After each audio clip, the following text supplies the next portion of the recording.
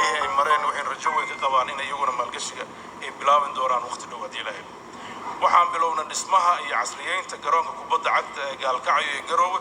waxaa sidoo kale la dhammaystiray qiimeynta dhismaha iyo dayactirka garoonka kubadda cagta ee Boosaaso oo dowladda Puntland bixin doonta 200,000 oo ka mid ah 500 oo horumar lagu qiimeeyay. mudanayaal iyo marwooyin, Puntland waxay muddo dagaal kula jirtay argagixisada ku dhuumaalaysanaysa buuraha Golis.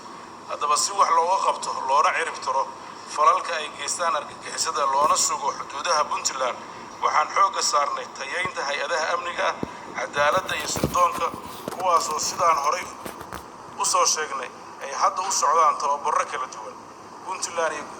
Puntland iyo guud ahaan Soomaaliya waxaa ka jira shaqo la'aan baahsan oo ay wajahayaan dhallinyaradeen, taas oo marar badan ku kallifaysa dhallinyaro badan in ay waddanka ka cararaan.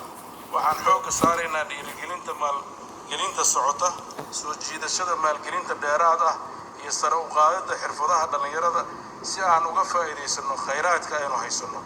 taas waxaan dhinac wadnaa in aan abuurno ilo dakhli oo cusub, waxayna ku guulaysanay in aan si joogto ah u bixinno mushaharaadka iyo kharashka dowladda.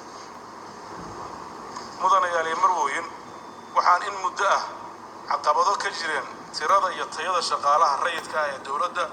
waxaan ku guulaysanay inaan dib u eegis lagu sameeyo liiska shaqaalaha dowladda iyadoo